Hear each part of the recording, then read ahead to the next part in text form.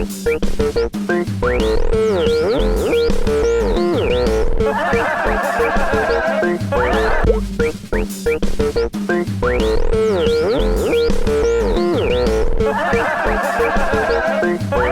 everybody.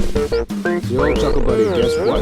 Johnathan Ramcharan reporting live for duty, January 30th, 2018. Damn. Here we go again. Welcome to Johnathan Ramcharan, the podcast. Got some goodies to talk about today here. So, I'm a performer, stand-up comic, and I love it. In order to keep those dreams burning, I work as a temporary employment, precarious labor, precarious job market situation. Does that make me sound more dignified? You know, when somebody explains their job in a dignified manner, does it make it less painful? I'm actually a temporary working specialist, consultant, estimating time frame management skills and, different diversion tactics for allocating specific material supplies on a given job site, relegating and delegating those materials, allocating and organizing and dismembering and compartmentalizing just different materials. And that would make me a temporary labor contracting subcontractor. And yes, meaning I haven't had a fucking date since 2013. And I wish I was joking. But yeah, I'm a temporary laborer, and I just like work on construction sites. I throw garbage in garbage bins. I sweep up dust. I sometimes I'll get sent to the mall, and they'll be like, "We got an order of shoes that got to get unloaded off of this loading dock pronto. Send in the heavies." Right? So then me and a couple guys will show up and just fucking unload a truck or something. It's awesome. It's like, it's stress-free. It's cash in hand, or not cash in hand. It's a daily ticket. It's all above board. We get taxed. The government knows about us. So, and it's awesome. And it keeps me humble and keeps me thirsty for fucking my art, baby. Yeah. Daddy's a jazz artist, baby. Skibbity bebop badoo. I don't give a fuck. And it's great. And but it's just kind of funny, the cross-section of people, like the fucking Toronto Metro Police undercover unit or whatever. They were at our job office the other day looking for a man. It's like some guy with like a trench coat and a fedora. He's like kind of skulking around in like the lobby of our dispatch office for the temp workers. He's like loitering in the fucking foyer. He's just like, "Hey there, kid. Yeah, you see any suspicious stuff going on around here lately? We're on a case. We're looking for a man.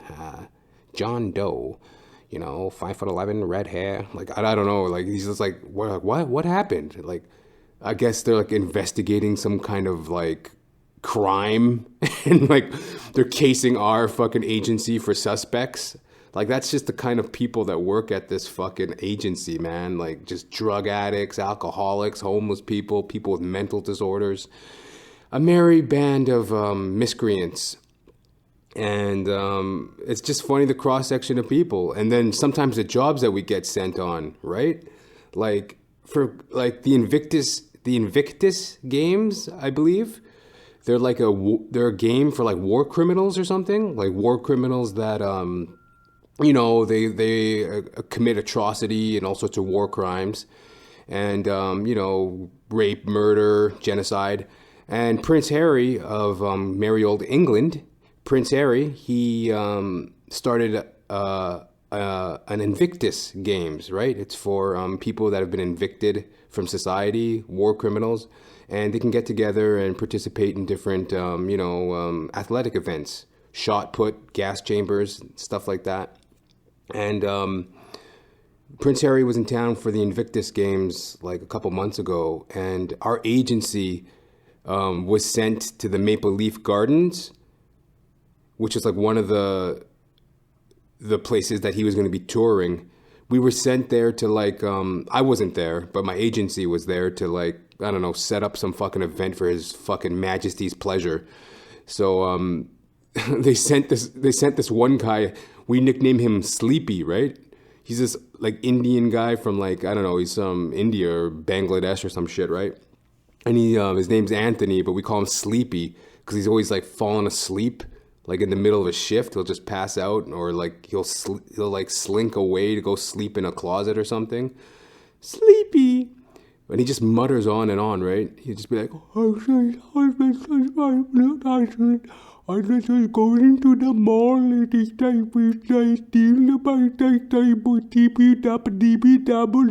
Like, what the? Shut the fuck up, Sleepy.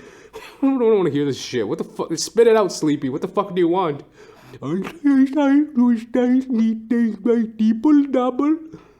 You know?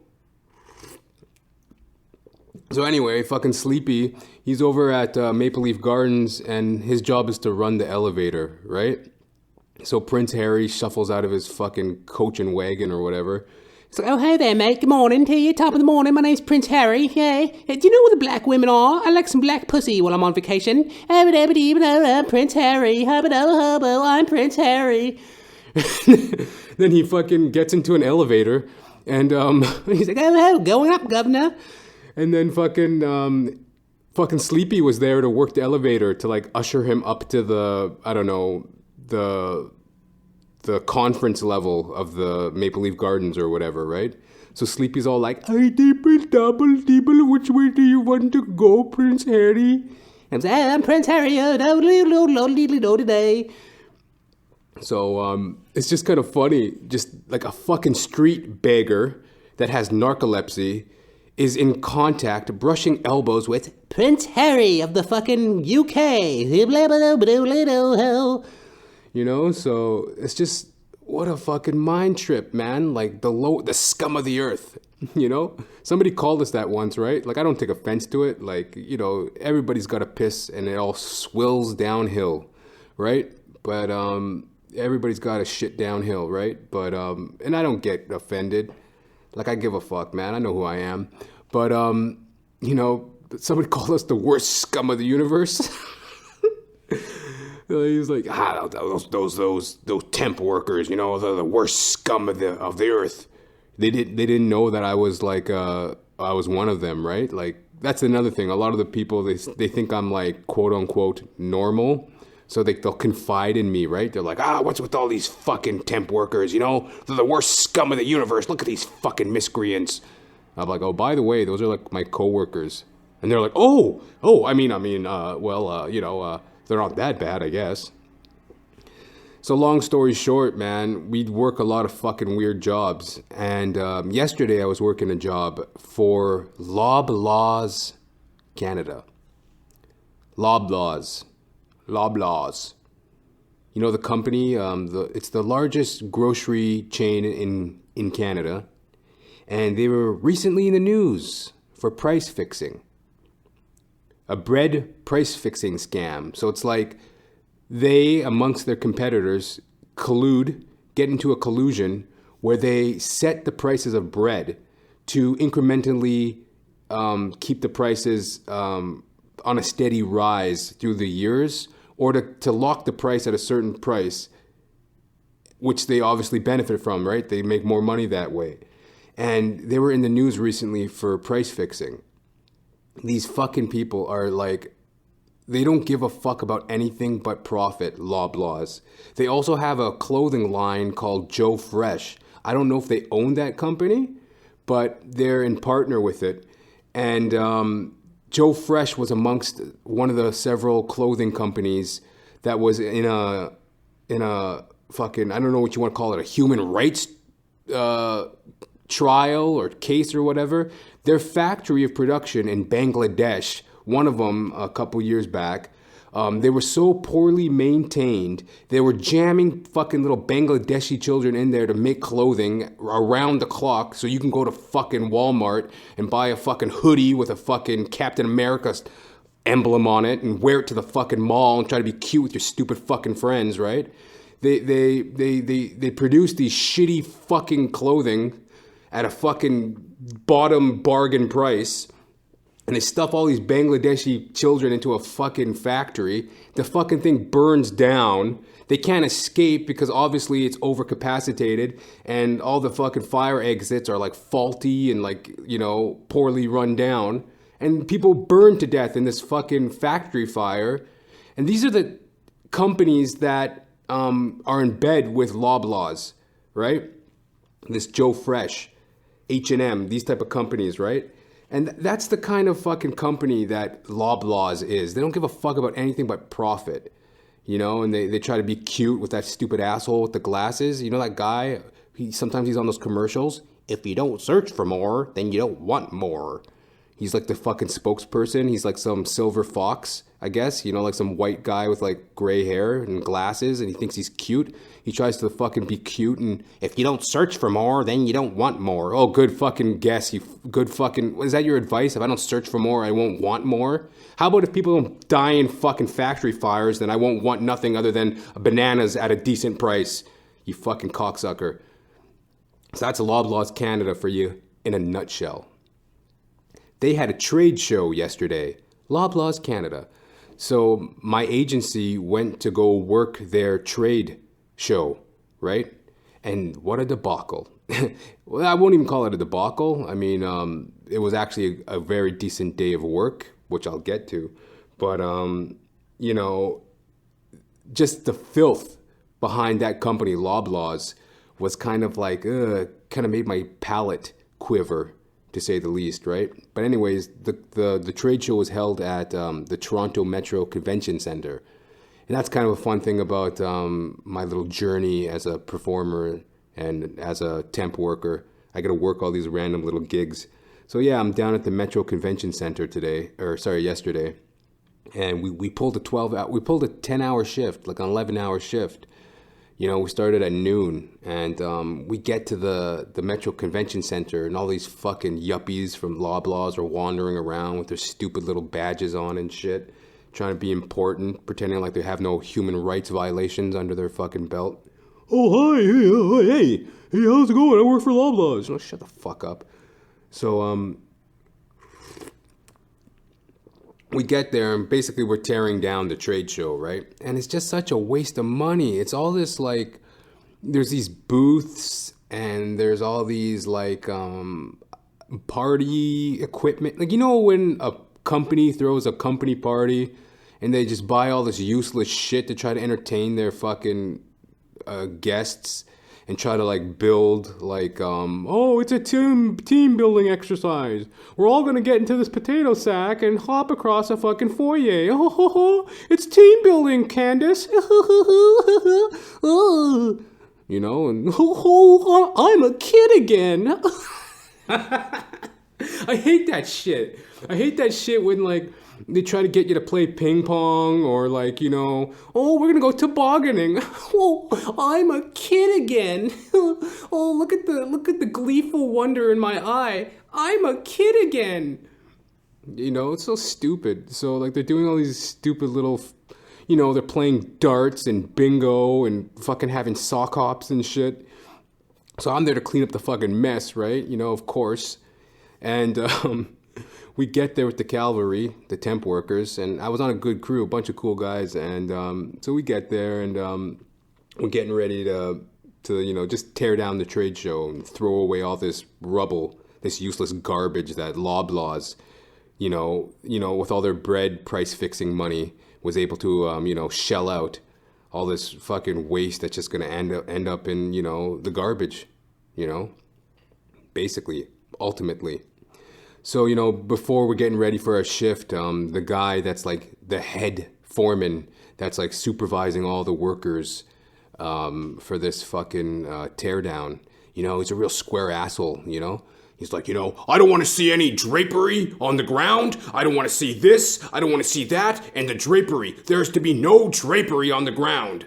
They had all these fucking drapes hung to look like, some fancy rock video. Like when YouTube plays a new single and they sing and they're standing on a carpet and there's like drapery in the background. There's all these drapes everywhere. Drapes. Oh, don't I feel like I'm at home, When I was a toddler, I used to shit behind the drapes. That's what my mother told me. I'd sneak off and take a dump behind the drapes. That's all I was thinking. Like, maybe I'll go take a shit behind those drapes. Oh, look at the drapes. There's so many drapes everywhere. So we're taking down the drapes, and the foreman's like, I want to see no drapes on the ground. Like, calm down, you fucking wacko. So we get to work, and, this is just like some of the daily minutia of daily joy, really, because like there's going to be a time in my life when I can't do this type of work anymore. That's why I'm so happy to do it, because like it's a physical job. You're moving things around, you're screwing things, wink wink, you're nailing things, hammering things, beating things, and you're moving and you're using your body, and it's great, right? So like I'm happy to do it now, because there's going to be a time when I can't. I'm going to be like some fucking 90-year-old man. I can't do that shit no more. Chuckle Buddy's retired, man. I was like, so I'm grateful for it now, and it puts bread on my table, and it fucking pays my bills, so it's all good. Nothing to worry about. And the guys were really cool, man. Like, they're like these yokel type dudes, but they're really cool. Like, I don't know, they're just funny, and like, we were able to talk and get along really well. And I don't know if you've ever been at these trade shows or these teardowns, but there's like different unions for it, right? Like event setup and stuff like that. And there's a lot of like, I guess you would call like event setup people, industry people. I don't know what you would call them, like technicians, the tech people, right? And there's always, they always have this certain type, right? They wear the Blundstone boots, and they always got little belt holders with like pen knives and highlighters and Sharpies in them, and they try to be trendy and shit, and it's kind of funny. Like, I guess they're like struggling artists as well, right? Like, that's the type of person that does these type of jobs, like event setup, temporary labor, people who want to be artistic and free, and for the good or the bad, that's what it is, right? Like, I mean, who am I to say they are artistic or they aren't? They always show it more than I do. I don't fucking dress any particular way, right? I wear like normal looking shit. But a lot of these people, they're always trying to look artistic, They got tattoos up to the gills. They're wearing Blundstone boots. They got some stupid haircut. And, but one thing I noticed about the women is like, they got that real sexy tattoo girl look to them. A lot of these like setup girls, like they got that sexy tattoo girl, like Nightmare Before Christmas look, What's this? What's this? There's magic in the air. What's this? What's this? I never understood that. Like, there's some kind of weird thing in the white woman subculture where it's like, they're really into that fucking Nightmare Before Christmas, that Tim Burton film. I don't know. It's just kind of strange, but they got that sorrowful tattoo girl look, like the sadistic, masochistic, I cut myself at night, kind of cute, sultry kind of look. It's like, oh, look at her. She's depressed and shit. Oh, they got that look. And to be honest, I'm not really into that look anymore. Not that I ever really was, but like, living in Toronto, I got that fucking jungle fever, baby. Jungle lion. I got that jungle fever, man. But, on a little side tangent there, that's what I'm saying. There's these like little fucking tattoo goddesses skimping around, and like, They got their stupid hard hats on and their little fucking reflector vests and shit looking important. So, I'm staring at that all day yesterday. That was kind of nice. And so here, check this out. Here's the caveat, if that's the word. So, the blessing being it's a great day, it's a great shift. We're all working, we're all getting along real well. And, sometimes you score on these jobs where it's like there's like a catered event, right? Because it was for obviously Loblaws, those price pinching fucking soul bandits, those price fixing bastards. they're a grocery company, obviously, right? So they were, I guess, they catered it, right? So they had all these fancy cooks cooking their brand name of food and stuff, right? And there was a smorgasbord. Oh my God, there was like leftover sandwiches of all types, right? All sorts of great food. And a lot of the guys in the crew were these big guys, right? Like these big kind of chubby guys, heavyset guys, heavyset fellas. I heard somebody call them, oh, the heavyset fellas. There was like 5 of them. There were like some pretty big guys, man. They really were. Like, and this one guy, Sean, he works for my agency as well. And he looks like CeeLo Green. I see you driving around town with the girl I love, and I'm like, fuck you and a fuck her too, and if I was richer, then I would be with her. Ain't that some shit? Fucking CeeLo Green, Sean, his name's Sean, he looks like CeeLo Green, and, there's this other guy, Clinton, this other tall black guy, Clinton, and he's like, Sean, go see if we can get some of that food, right? They had the food like on a red carpet. There's like this fucking red carpet that was like the size of a city block, and it had a table on it, like this long ass table, and there was all this food on it, right? And there was a security guard. This guy looked like he had like some kind of mental disorder. Like honestly, I'm not even trying to be funny. He just looked like he had a mental disorder. He had like this internal struggle that he kept battling with. He had like all these tics and twitches, and he's like staring at everybody and shit. It's like, that's a spectrum candidate right there. But, the security guard, he's guarding the fucking table of sandwiches, right? And we're like, Sean, CeeLo, go check out the fucking sandwich table, see what you can do, man. So, Sean, he waddles over there and he's poking around and shit. He's making inquiries. And we're not sure, right? We're like, what the fuck? It's like, they're just going to throw that shit in the garbage, right? So then we're like, whatever. And the fat guys, they kept on grumbling about it. They're like, oh, look at him. Look at that fucking security guard, If he knows what's good for him, he better let us at that table. And he's like staring at them and shit. And so finally it's break time. And stampede. Turns out we're allowed at the fucking, the goodie table, right? So all the big guys, they go waddling over, they're running, right? And I'm telling you, it was heaven sent. Thank you, Jesus. Thank you, Jesus. I'm talking Havarti falafel hummus wraps. I'm talking char-broiled veggie shish kebabs. Mouth-watering dessert trays. Oh, hearty sandwiches for the meat lovers. Cheese and potato soup. Ooh, jaw-smashing coffee at the freshest brew.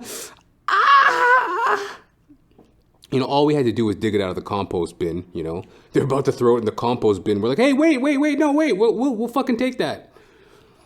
Oh, God, it was good, And now that I'm a sober man, like, that's where I really get my kicks these days, I find, Like, I'm sober as a fucking judge. And no, I'm not drinking. I'm having a coffee. Sober as a judge, and that's where I get like my fucking kicks these days. Like I like to eat healthy, and I eat healthy, and I'm a pescatarian. So hopefully that gets me some pussy. But yeah, I'm a pescatarian. Oh my God, how can you stand for the murder of young animals, you son of a bitch? No, I'm a pescatarian, miss. Oh well, so how long have you been a pescatarian? That's happened to me before. Women, they really turn that table quick when they find out that you do something with heart. They're like, oh my God, he has a heart. So, anyway, I'm a pescatarian, but now that I'm also a recovering alcoholic, that's where I get my joy. Oh, the joy of eating a fucking, like, having a nice dessert. Ooh, I remember the first time, like, food came back into my mind as something that is enjoyable. Because, like, when you're an active alcoholic, at least in my type, like, I didn't even consider food. Like, I ate, obviously. And I actually had the reversed effect. Like, whenever I smoked pot, which I did obviously, well, not that I did obviously, but I smoked weed every day pretty much as well. Like, weed I never got the munchies. Like, if I was smoking weed and drinking, I wouldn't get that hungry. But if I was just straight up drunk, like a sloppy drunk, then I'd be hungry. Like drinking made me hungry. Smoking weed made me like paranoid and like, not paranoid. Well, yeah, paranoid, but you know, I don't have to get into that. But yeah, I remember the first time food came back into my mind as something that is like pleasurable and to be like, you know, considered. Because I'd never considered it. It was just something you wake up and you're breathing. You know, you wake up and you have to eat. Like, that's how I looked at food. I didn't give a fuck about it. It was just something I had to do. I have to eat, right? More importantly, I had to get drunk. But I remember, I was maybe 2 months sober, and I walked into my office, the temporary labor office, and I go up to the counter, and there's some cupcakes on the counter. And there's a lady behind the counter. She goes, "Hey, John, you want a cupcake?" I was like, "Okay." She goes, "Which one?" And I was like, "Huh." I was like, "Which one?" And I'm looking at the cupcakes, right? And just that was the first time it dawned on me. It's like I hadn't even, like it never even occurred to me to really think about what I was eating when I was out there in addiction, because I didn't care. It was all about getting drunk and high. Like food was a secondary thought. Like, I'll be hammered at fucking midnight. I'll stumble over to, pizza and get a slice or whatever, right? Like, I'm not going to give a fuck about making a meal plan, right? So, that's just the beauty of it. And that's why I was so grateful for that food, It was like some really interesting stuff, man. The Havarti falafel hummus wrap, that was bomb, man. Oh my God. It was so good. And, I had that. So check this out. The big boys, right? They're going fucking titties, man. They're going balls deep. The one dude had he ate a sub. It was a sub. It was like a salami and cheese and blah, blah, blah, blah, like sandwich. This thing was big. He had 2 of those. So it was like almost eating a foot-long sandwich from Subway. Sandwich from Subway, foot-long sandwich. Say that 10 times quick. Foot-long Subway for whatever. He ate like a foot-long sandwich from Subway, basically, right? And then he also had a pita wrap. And then he had like cookies and a pop. Round 2 comes around, right? And round 2 was fucking hilarious, right? It's the second break now, right? We're just like moving shit around, packing up little odds and ends from the trade show. So now it's our second break, right? And fuck, this cracked me up, man. This made my fucking night. Clinton, he goes, "Okay, guys, you ready for round 2? You guys ready for round 2? And he goes, "Last one over is a rotten dodo egg." Last one over is a rotten dodo egg. You guys remember that from the Flintstones? Wilma! Oh, hey, Fred. Hey, Bon, Oh.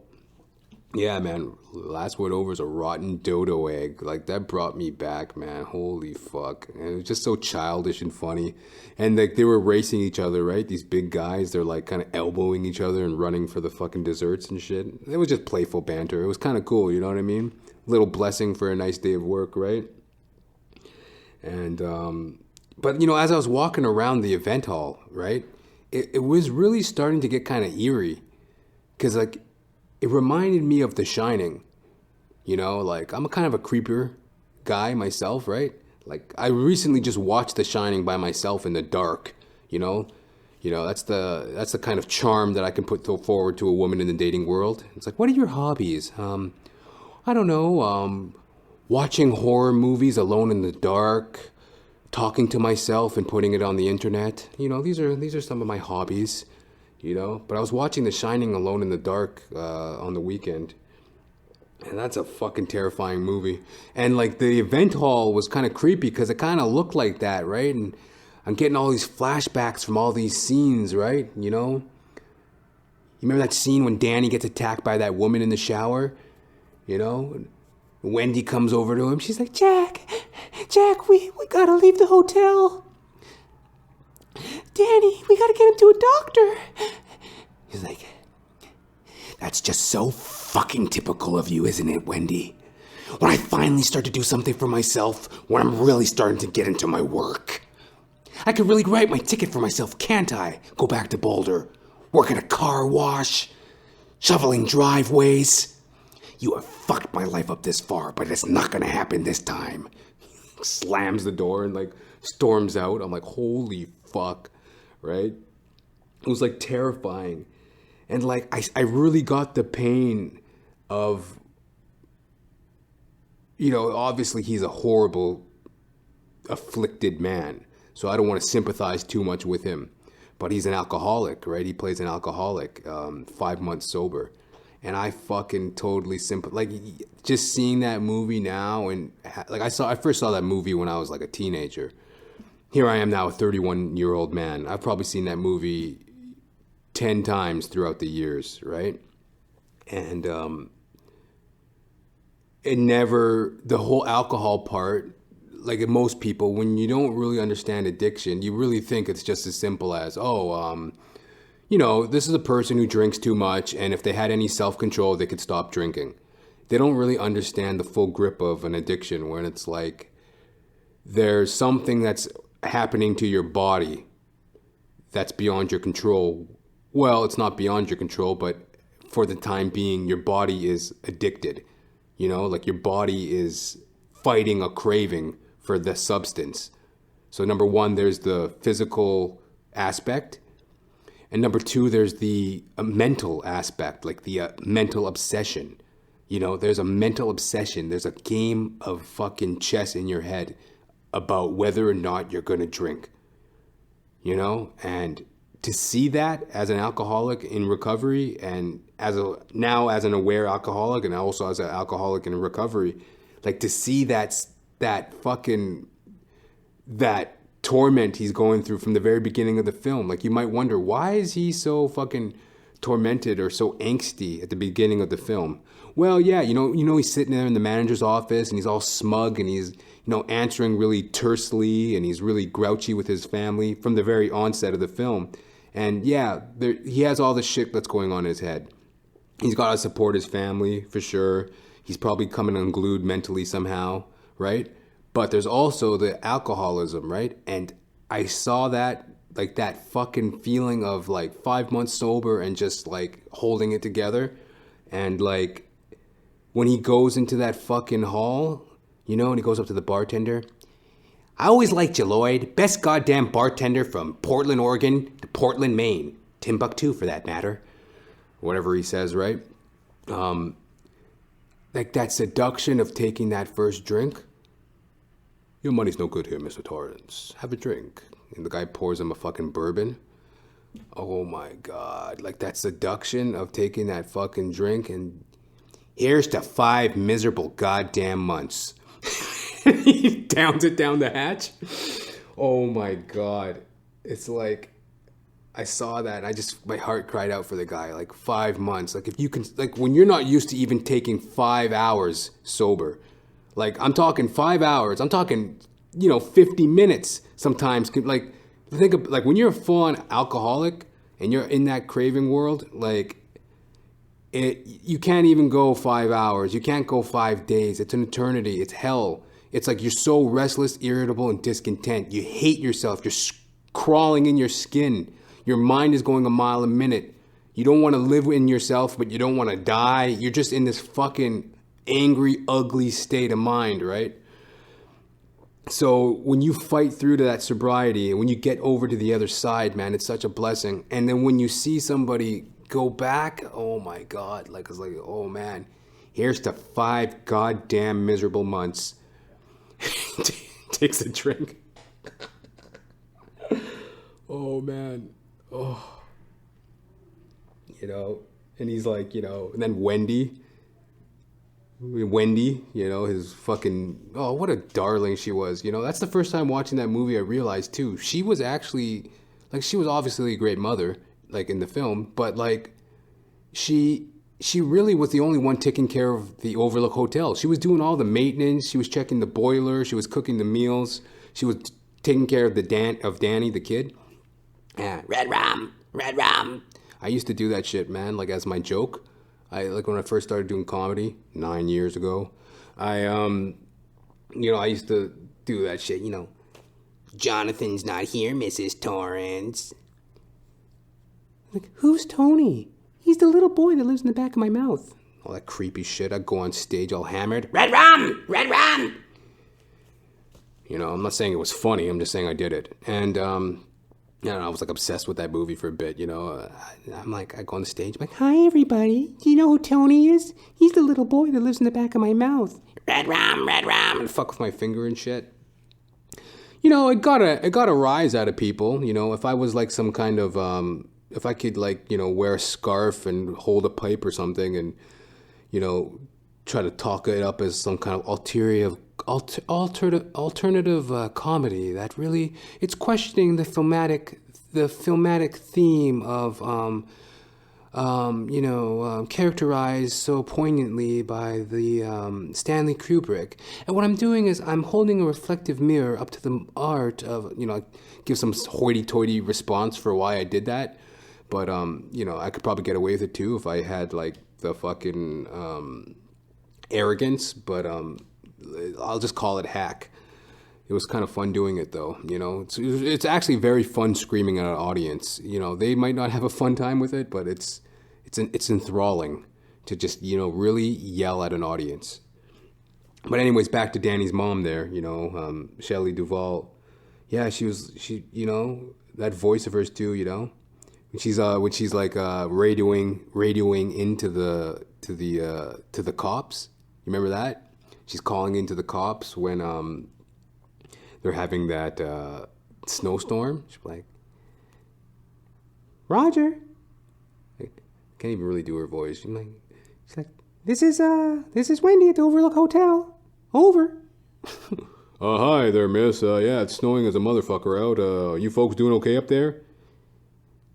Yeah, we're doing okay up here. Sure would like to know when the phone's gonna get fixed sometime. Over. Wasn't she in Popeye? Anyways, yeah, so there's Wendy. And, remember Scatman Crothers? Oh, fuck, Scatman Crothers, man. That guy was the shit. Oh, Danny? Oh, why don't you want to... Hey, Danny, I didn't know you had the shining to you. Like, what's in room 237? There ain't nothing in room 237, Danny. Now, you just don't go in there. I'm the black cook. And he takes Wendy into the pantry, Scatman Crothers. Oh, it ain't nothing but a kitchen.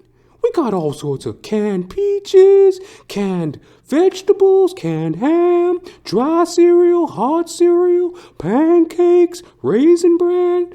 We got 10 legs of lamb, 15 pounds of hamburger, chicken breast, chicken thighs, full turkey. I'm Scatman Crothers. Oh, hey there, Danny. Would you like some ice cream, Doc? You want some ice cream, Doc? Of course they kill him. That's another thing that annoyed me about that film, though. Because in the book, they don't kill him, right? A nigger. Delbert Grady? Aren't you the one who killed your family and chopped them up into nice little pieces and stacked them in the foyer? No, you were always the caretaker, sir. I merely corrected them, sir. There's a nigger, cook, on his way to the hotel, sir. You must correct him as well. They corrected Scatman Crothers. But like in the book, they didn't kill him, right? In the book, he lived. So I had to read the book because the movie was so fascinating. I'm like, what the fuck with all these people in masks and fucking? And like, why the fuck was he in that picture in the end, right? I ain't going to ruin it for you. You got to read the book yourself. So that was my enchantful day of work at the fucking Metro Convention Center. You know, long about a way of telling it. Thank you for listening. And, it all ended really well, you know what I mean? The dude, he came up and he shook our hand. You know, remember I told you guys about that squared asshole boss of mine?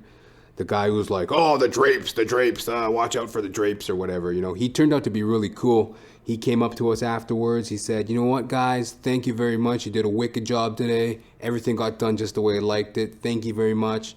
He chipped us off like an extra hour of pay shook all of our hands, and we walked out of there fed to the gills in the fucking radiance of the Lord, in the radiance of Jesus Christ.